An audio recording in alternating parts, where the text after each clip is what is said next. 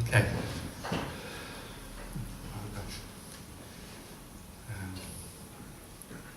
about this.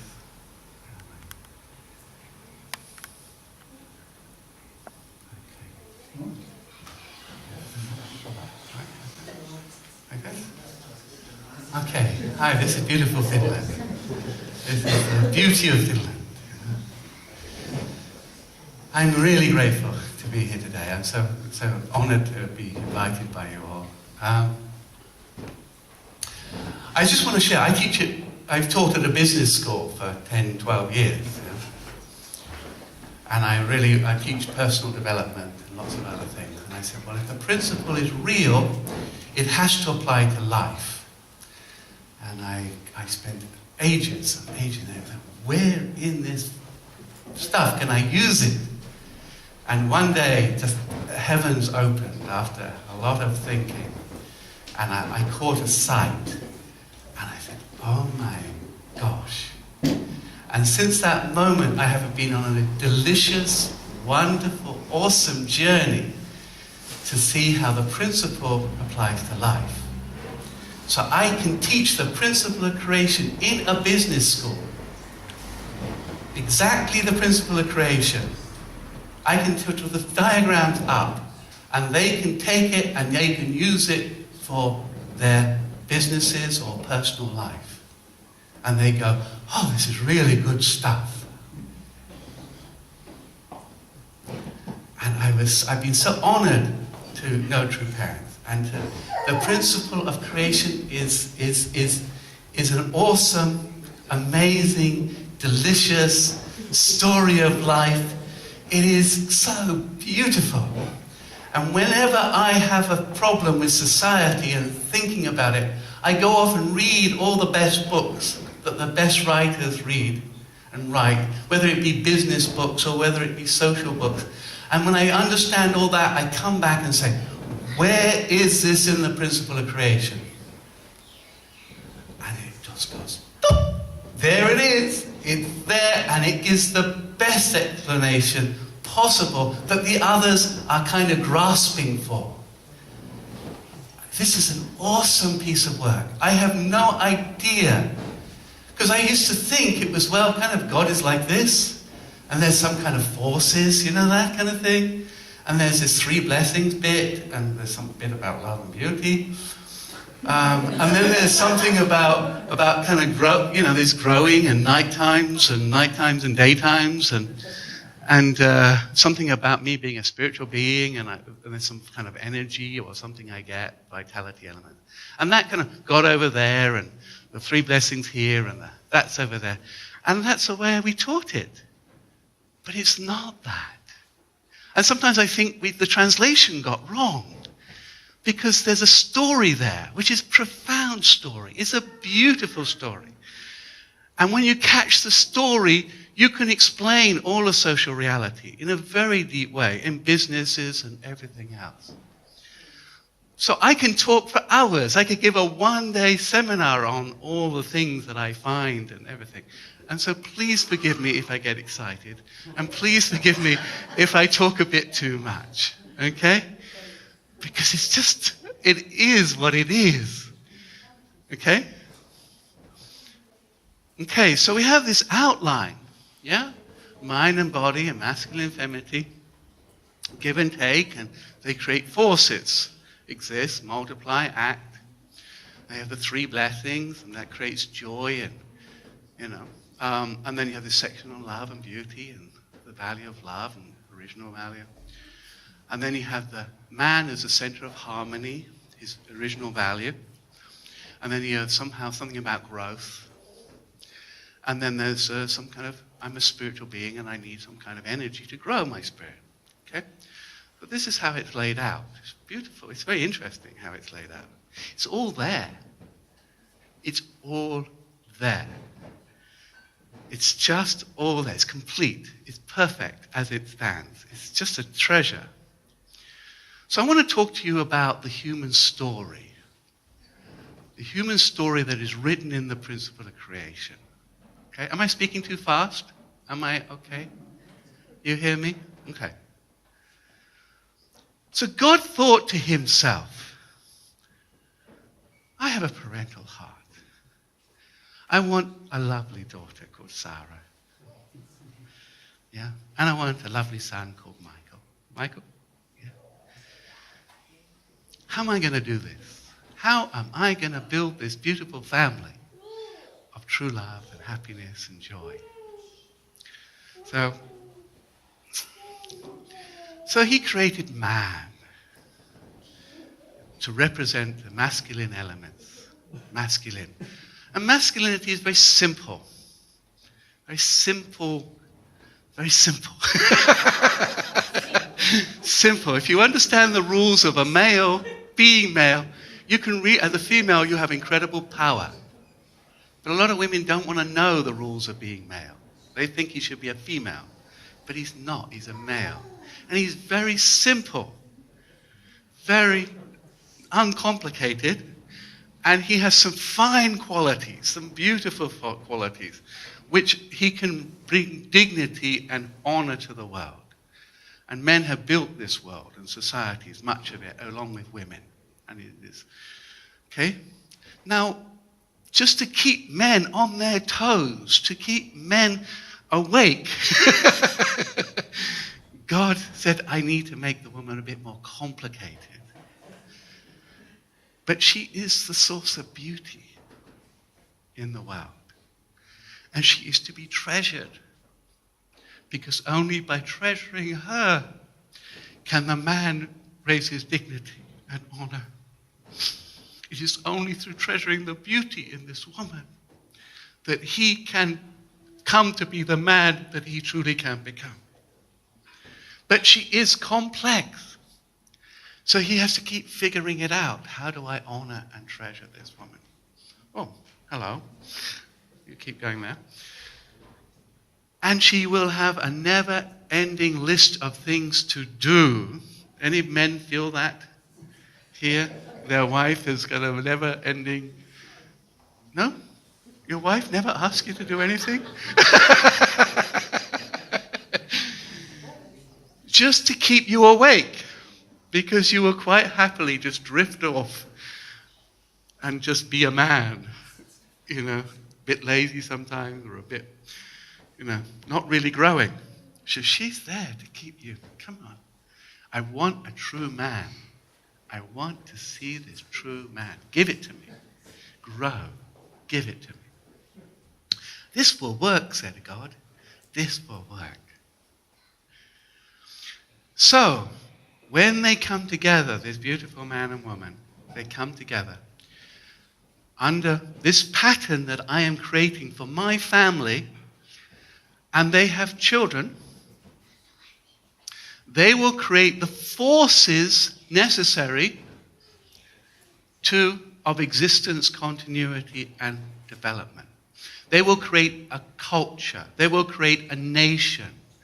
And it is through the birth of the children, the birth of biological children, that through the birth of this lovely thing, that the culture exists, the culture is continued, and the culture is developed and improved.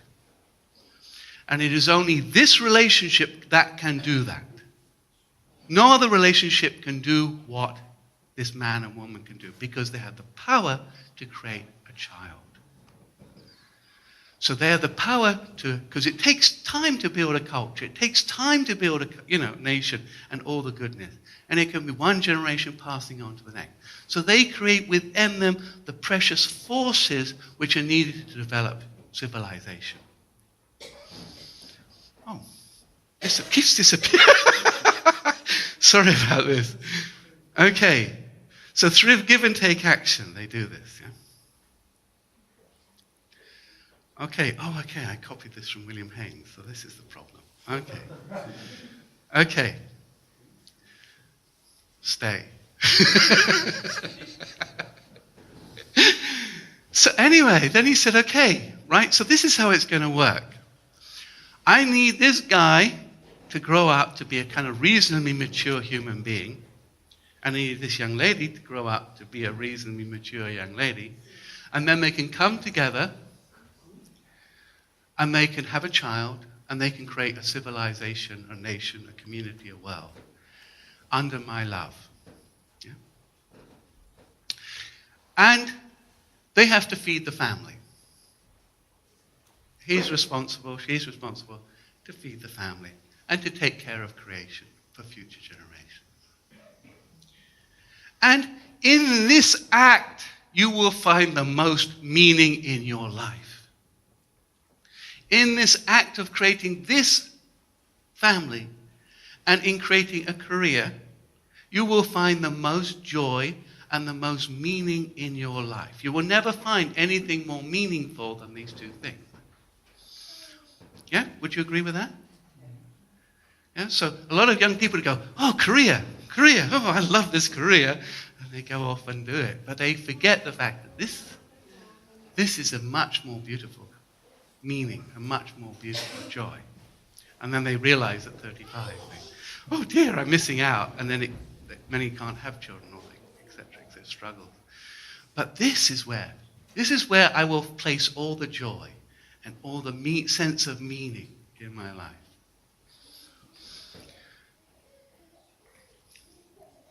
Now, God said there has to be a principle by which they can keep this love alive. And that principle is love and beauty. This principle is really, really important. So every day I want him to wake up and give some love to this lovely lady. And I want him to appreciate the beauty in this lady. And every morning I want her to wake up and give some love to this guy and to appreciate the masculine wonders in him. And if they can do that every single morning, to wake up and love and appreciate each other and give acts of goodness, this will be a beautiful family. I can dwell in such a home. My love will be there. It will be gorgeous. But he has to appreciate the girl, and she has to appreciate the boy. Otherwise, they stop giving. Understand? Yeah? Okay.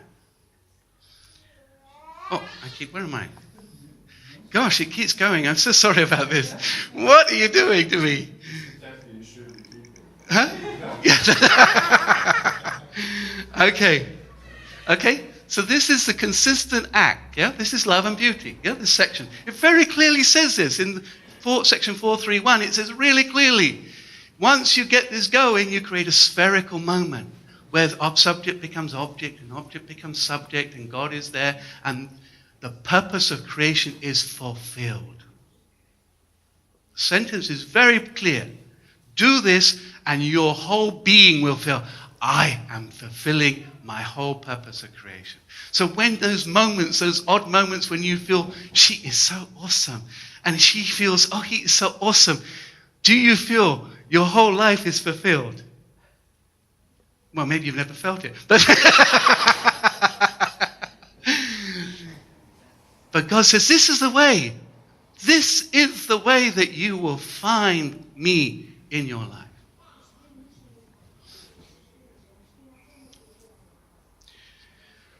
But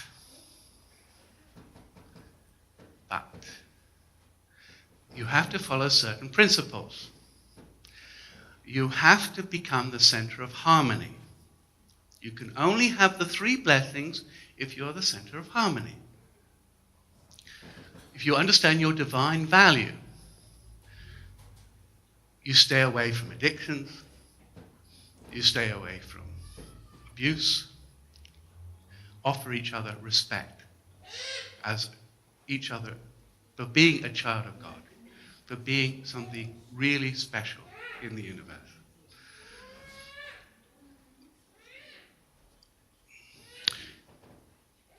You have to, no infidelity, these kind of things, yeah? You have to be the center of harmony. And you can only achieve this if you keep growing. If you stop growing, if you stop learning about love, this is impossible to achieve. It is impossible to find true love because we are designed specifically to fulfill our responsibility. We can only get it if we fulfill our responsibility, which is to grow. And so, how do I listen to a woman? How do I make a man feel good? How do I build a home with this person? How do we work together? How do we nurture each other? How do we appreciate each other? How do we romance each other? How do we do all these things so that God can dwell in the home? You have to learn these things, said God. The principle of growth, you have to grow. So you can read books. We have loads of books about this, yeah? You can go to a marriage counselor if you're kind of really stuck. You can go to marriage coaches nowadays. Yeah? You can go to marriage and parenting seminars. There's all this knowledge on the internet. There's thousands of books now. There's no excuse. But in the principle of creation, it says really clearly, you have to grow. And if you do not grow, can God dwell in your family? Absolutely not. Because I'm limited by the merit of the age. Maybe I have to do some personal healing. A lot of us are affected by the First World War, the Second World War. All kinds of things are still negatively impacting on our relationship. And it needs healing. And the last thing you need to do so that God can come and you can fulfill the 3 blessings in your home is if you have vitality elements. How do you know thank you so much for wiping the counter clean yesterday, for hanging out the laundry. Thank you so much. You're such a good husband. Oh, I can grow. I can do this. Thank you so much, darling, for speaking nicely to me when you were trying to ask something yesterday. It was really kind of you to say it so respectfully. Oh, I'm becoming a wonderful woman. How do we give positive feedback or somehow sit down and say something needs improving, something needs to be changed? We can get there. We can build a home of true love if we want. Yeah? This is not, I told you 20 times. This is not feedback. This is not like this. Yeah. Oh, okay. Go. Okay. And then in the principle of chapter 2, it's very clearly said, but you cannot do this kind of world. It's absolutely impossible to build true love in this man and women relationship if you have premarital sex all over the place. Just doesn't happen. Impossible. Just one of the basic laws. It's totally impossible. The damage is done to men and women makes it impossible to build a culture of true love. The foundation gets destroyed. Destroyed. So, very clearly,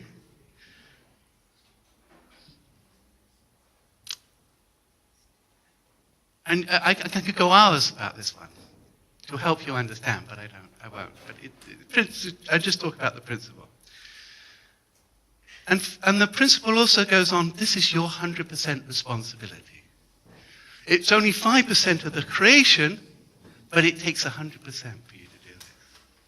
So therefore, if you struggle in your marriage, please grow. Your struggle is a call for you to grow and develop. And you can do this. You have the inner power, and today we have all the knowledge necessary to get you through this. So please don't divorce. Please grow. Okay? So this is the story. This is our story. This is the principle story. This is God's story for us. If we can do this, if we can do this, if we can understand every child is a precious child of God, we can go through and try to develop ourselves to be a mature person and try to keep away from this premarital sex. Instead, build a friendship, build, closeness, build just joy. And then you can marry, and with your biological child, create a school of love, where you're learning about love, the parents are learning about love, parents are learning about parenting, grow through the struggles, no infidelity, get community support, get help, feed your family, and take care of creation. And if you can do this, you will build the most beautiful culture the world has ever seen. If you can do this, you will have kind of heaven on earth. This is our story. Would you agree? Yes. Yeah? This is what we preach in one way or another. Yeah? Now, we're not the first people to realize this. Many other civilizations around have caught this somewhere. The Greeks, when they started building their Greek nation, their civilization, they had the same laws. They said, no premarital sex. Infidelity was really just no. And no divorce. They had this. And out of that came the Greek culture. Out of that came the Greek civilization, which expanded and took over a lot of the Mediterranean. The power that this enabled was tremendous. And they were surrounded by lots of other nations who were practicing polygamy, marriages and other kinds of forms of divorce or premarital, all kinds of things. But they said, no, we are not going to do that. Now, it wasn't ideal. There were lots of issues there, but they tried to apply these laws, and from those laws became an incredible empire. And the Romans, 300 years later, saw what happened to the Greeks when they practiced these laws. So they took those laws and they put them into the Roman law. Before Christianity came along. And then Christianity came along, and because of the values within the Christian tradition matched the Roman law, Christianity merged with Rome. And Rome became the center of growth. Because they practiced these laws. No premarital, no divorce, etc., etc. Rome grew, but then it fell to pieces. Still there. Okay. and then another group, the Teutonic Empire, which Riga and Poland and all these things. If you go to these cities of Gdansk and Warsaw and Krakow and all these cities, Riga and Vilnius, and they were all built this great empire. And they did the same thing. And out of those forces came this empire, Teutonic, from the 12th to the 15th century. And then the Protestants in England, the Puritan Protestants, after they kicked out the King of England in 1650, the Puritans took control of Britain. And they said, we do not want premarital sex. We no divorce, and we want you to have no infidelity. And this was the thing. And out of that energy came the British Empire. Out of that came a little country of 10 million people, took over 1/5 of the world. It not only took over 1/5 of the world, it took over India, which was 300 million people at the time. And it gave China a bloody nose. And they were frightened of the little British. Zzz, zzz. We have power. Because they followed these forces. They followed these rules. Because why? Because God blesses you. God will dwell there. But they all collapsed in the same way. They all fell to pieces in the same way. They didn't know how to build true love in their marriages. There were some bad marriages, some unhealthy marriages. And so infidelity started to come. More and more infidelity. You study the history of Austria. terrible. Last century, century before, it just started to really fall to pieces. And then, so there became lots and lots of pressure to allow for divorce. And then there became more pressure for premarital sex, and the whole thing fell to pieces, and the civilization stopped kind of growing as fast. And in fact, they've gone into decay. They're all in decay. All Europe is in decay now. They're going heavily into debt, which can't be paid back. So, why? So what is the point here? What am I trying to talk about? So Christianity was a social experiment in a sea of polygamy and brokenness and all kinds of other things going on. It said, can this man love this woman and kind of keep it together to protect their children and to protect their culture? And can they make a nation out of this? And they kept it going for 2,000 years, step by step, trying to understand how it works and getting better at it and better at it. And out of that came Europe, the most successful continent that the world has ever seen. Out of this, man and woman trying to follow the laws of the principle. It wasn't perfect, but out of this came your civilization. That's what you live on. That's what you're enjoying today. It is the struggles of the men and women of history saying, how do we do this? How do we stay together? It's an incredibly long social experiment because it is rare, very rare, because most societies have been polygamous, which means that men dominate women. Men do not treat women with respect and love. Men do not have to grow to win the woman's heart. Do you catch that point? If you only have one woman and you're with her for life, you have to win her heart. But if I have a choice of 4 wives, I can say, which one's nicest? I don't have to grow. It warps the whole fabric. That's why God blessed Europe. And Christianity held it all together with its marriage values and everything else. It said, try and keep going and try and keep going, even if you can't find true love.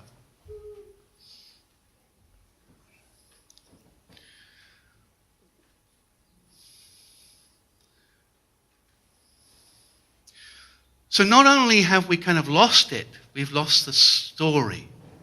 Do you feel your civilization has lost the story? Yeah? And we've come up with all kinds of new ways how we build a better future. Especially lawmakers. They've passed many laws which tell a different story, how we build a better future. So can you tell me some of the laws that may have been kind of passed? What do you think? Have a look at this diagram. What laws might have been passed which kind of violate this story or create a new story? What law? Same-sex marriage. Good. Same-sex marriage, yes. Absolutely. Yeah? It's just... Probably abortion. Huh? Abortion. Good. Where does that? Yeah, each child is a precious child of God. Yeah. Anything else? No divorce. No divorce. Good. Absolutely. Divorce law. Living together without being married. Good. Not marrying. Good. Men don't have to grow. She gets tough, he walks out. And the children get hurt. Every single time they made a new law to change this, children got hurt. Divorce hurt children much more than it hurt the parent. Yeah? Same-sex marriage hurts children. I don't want to go into that, but the principle clearly explains why, the principle of creation. It hurts children.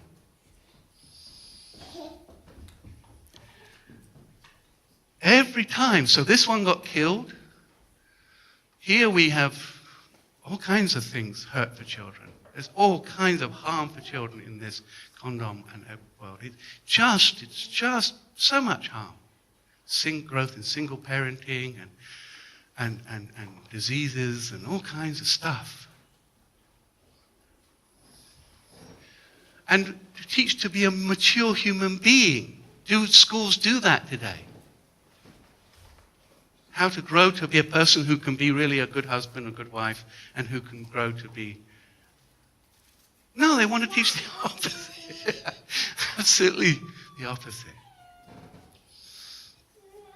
Etc., etc. So every single time the state intervened, they had to, just like Lucifer in the Garden of Eden, they had to tell a lie. They'd say, oh, look, this will reduce single parents. Do you know what the single parenting rate in Sweden was at 1960, before the condoms came along? And we need condoms to reduce single parenting. Do you know what the single parenting rate was? I don't know, I guess it was about 4%. Do you know what it stands at today? About 50% probably. So has it reduced single parenting? But that was the argument. They had to tell a lie. It sounded good. So it is so tempting. And divorce, no fault divorce, don't have to grow divorce. Now, better divorce law is you have to go for counseling, you have to go for coaching, we will pay for a marriage education cruise, we will help you get through this because your children want to see you get through this. And our society needs to do this, you to grow. Because this is a growing experience for you. This is life. But the law became, no, you can walk out. You don't have to grow. We dumb ourselves down. We dumb ourselves down. We are far below our potential as divine beings.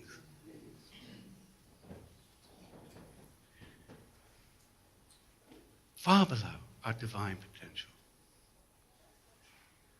Even yesterday we were talking about albatrosses. I don't know if you know about albatrosses, but they are so happy to be in love. They are so, I'm in love. And every year, they do it for 70 years. I'm in love with this person. And they never divorce. They're so happy to be in love. I hopefully say example later. But they tell a lie. So every time they try to change one of these laws, they will tell you some lie, which sounds really, really interesting. But if you really look under the surface, it's false. It hurts children.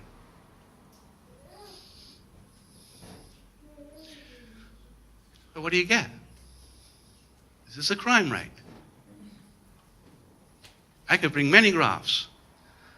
Self-harm or deaths from overdoses or drugs or, single parenting or just And you grew up in this society, well, this is normal.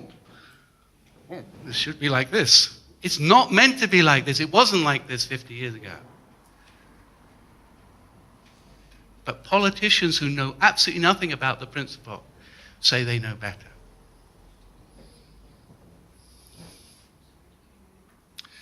So what's the basis of our story? What's the basis of what do we have to do as unificationists? Now we can look at this and we can say, well, there's masculine and feminine. And we have some children and we created the forces that create culture. We did that. And we entered in the 3 blessings. We kind of stayed away from sexuality as we joined and we kind of said yes to this person. And we're trying to find some joy and meaning in this, maybe. Is that enough? Is that what the principle creation says is enough? No, you're missing out the end of the principle of creation. Because if you cannot build marriages of true love, we will never, ever, never be happy as human beings. If we never grow to a divine potential, we will always have marriages that go, oh, this doesn't work. Maybe we should allow for divorce. Maybe we should allow infidelity will happen. We will go the way of other cultures. Our movement will do that. And we will have failed, but we shouldn't fail because we have the principle of creation. It's very clear. Do this and you will be blessed. But this means you have to, every morning, wake up and say, where is the beauty in my beloved? How can I offer her acts of love? And every morning you have to wake up and contemplate and pray and say, where is the beauty in my husband? How can I offer him acts of love? And you have to, if you've got some abuse issues, some addiction issues or whatever, you have to find healing. You have to sort it out. We have all kinds of anger management and addiction healing. We have it all. There's no excuse anymore. And you need to grow. You need to read books. Yesterday, when I was talking, I just kept on popping out with all these ideas, like how you listen to your wife or how you do this with your husband. I've read so many books. I have so much knowledge that whenever there's a problem in my marriage, I go, which I go through my Rolodex. Rolodex? This kind of, what will solve it? There must be a solution here somewhere. I'll try that one, But most of us don't have any other but what we're using. Because we haven't read. We haven't studied. But there's books on all these things. There's 20 books on masculine and femininity out there. They get better every single time. There's 20 books at least on give and take action within the couple relationship. What are they talking about? They're saying, live the principle of creation better and you will find happiness. That's all they're saying. That's all civilization is saying right now. And we're going, well, we don't want to read that stuff. What are we doing? What are we thinking? We're talking about true love, but without thinking about us needing to grow. There's lots of books on the marriage and finding love and beauty in your marriage and romancing the girl and romancing the boy, and there's lots of books on it now. And there's lots of books on solving deeper issues, abuse and all these other things, and inner traumas.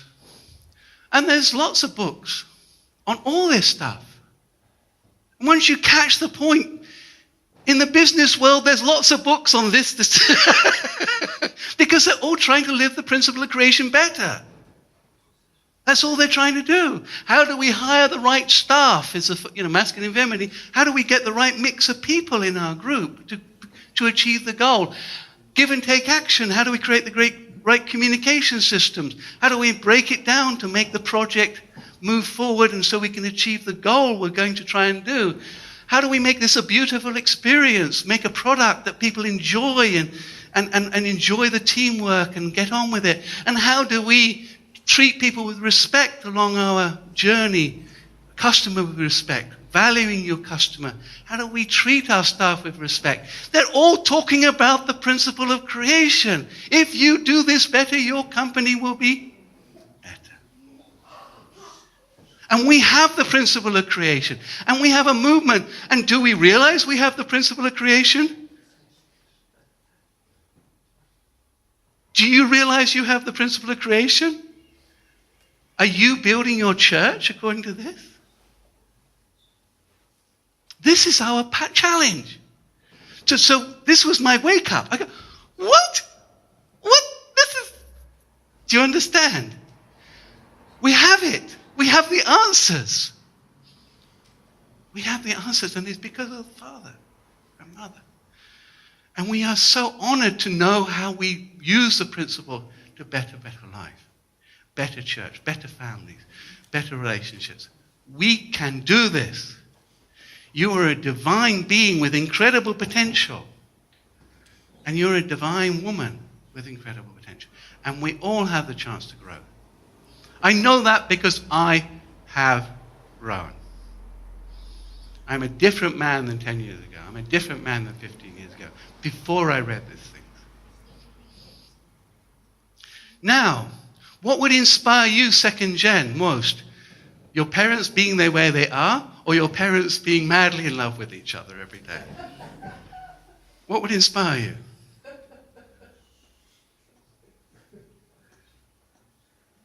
No answer. What would inspire you? Come on. Kiss a lot? Huh? Would they kiss a lot? Then I would. Yes, that's right, but you would still rejoice. My children still, when I dance with my wife or we go, around the house or whatever, my children go, oh my gosh. But underneath it all, they know the world is right. They know this is the way it's meant to be. Because they know it's not meant to be hitting and it's not meant to be screaming. They know that. We know that because we're divine beings with incredible potential. Who know that we are divine beings who should be treated with respect. Even though in history of mankind we've never been treated with respect, we know we are God's children because we say, I want to be treated with respect.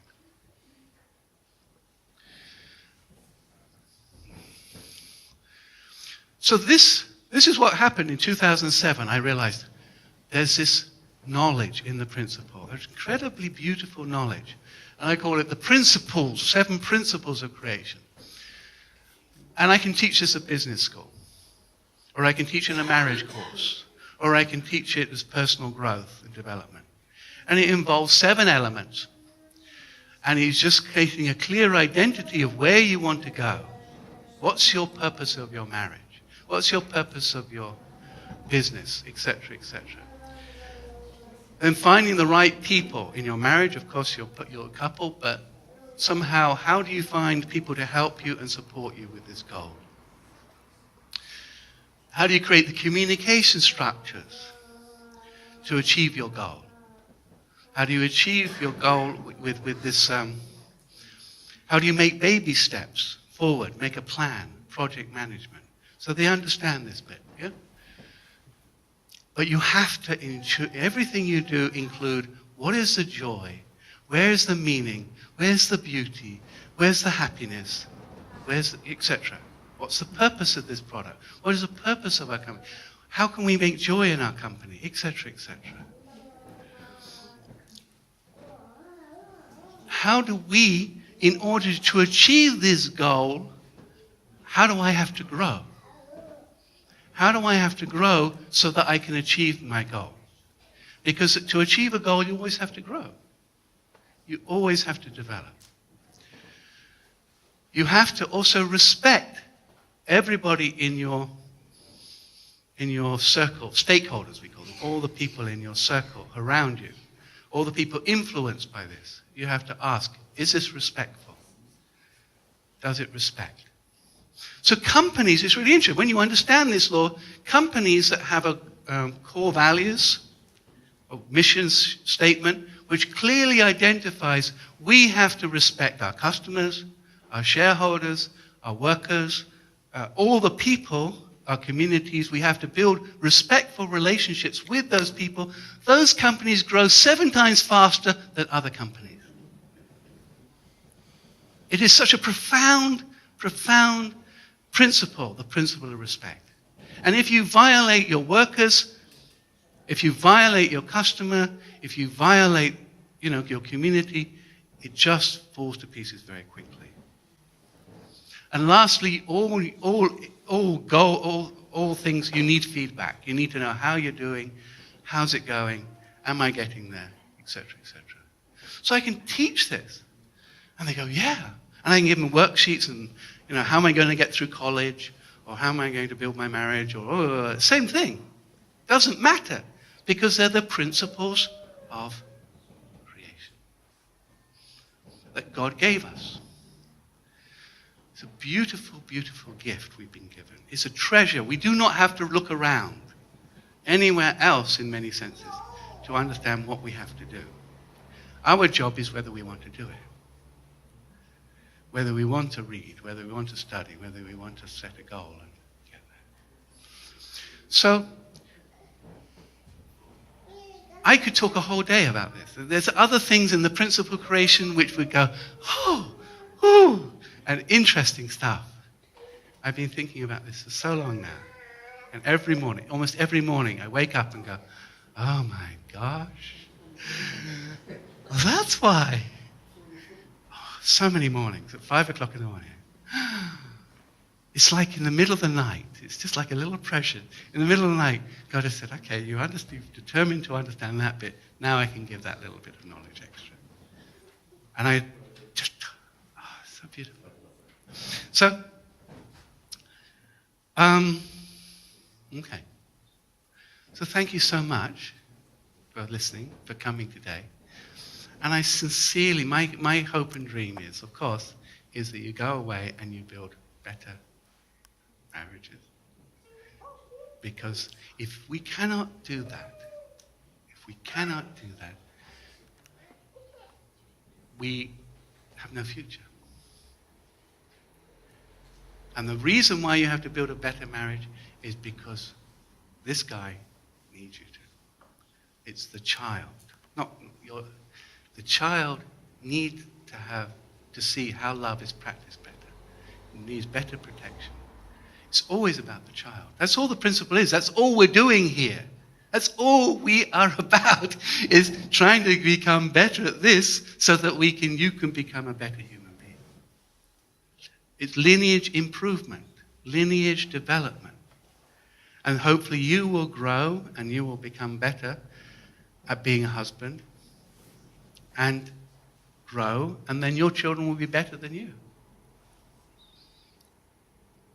And that's the hope. That's the only way we develop as human beings. That's where we developed for 2,000 years in Europe, based on that principle. It's not government intervention.